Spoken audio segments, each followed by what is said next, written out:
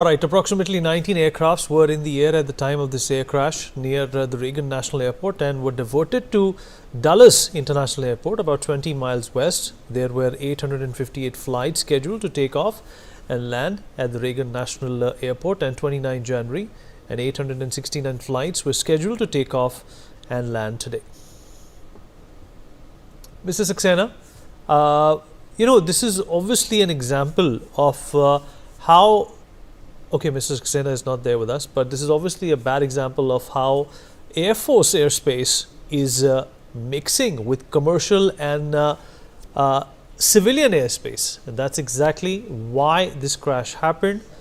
The air traffic controller audio has captured the moment the air traffic control operators asked the helicopter if the commercial flight operated by PSA Airlines is in sight.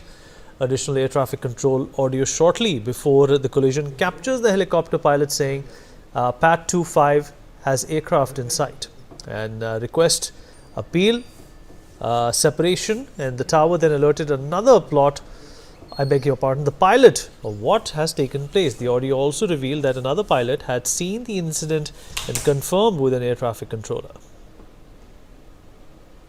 Mr. Vipul Saxena joins us on the broadcast to talk about this. Mr. Saxena? Yeah. Well, this is also, very confusing to wonder and figure out how Air Force airspace and commercial airspace have come together. No, see, it's like this. There are different type of airports. Some airports which are purely commercial airports, some civil airports. Some airports which are exclusively defense airports. And some airports which are, partly shared between the civil operations and the defense airports. Those are basically defense airports, but also allowed by for the civil operations. More than that, defense aircraft can fly from any airport with prior permissions and various protocols which are to be followed.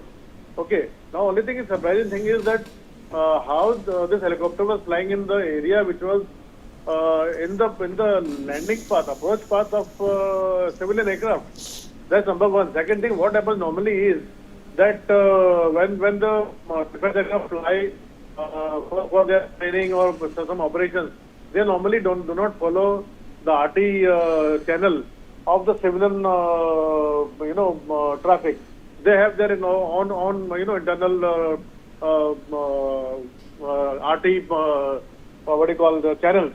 Okay, so if the helicopter was not monitoring the civilian traffic matter, then definitely that would have been one handicap that they missed out this this traffic. But the point is that this aircraft is very high performance helicopter, which got a huge night vision capability. They pick up a spot on the ground from 1,000 and 2,000 feet, from 5,000 feet height, using their night vision capability. So how this helicopter missed out an aircraft approaching on their operation part? So I don't know, when the investigation happens, I'm sure something of this like communication gap, or not monitoring civil traffic communication, or even their traffic controller not informing the helicopter about the civil traffic approaching in, and third part that the defense helicopter pilot not keeping a lookout for other traffic in the vicinity. I think one of these reasons will come out in the investigation. All right. Well, two data recorders or black boxes have been recovered by a dive team from the American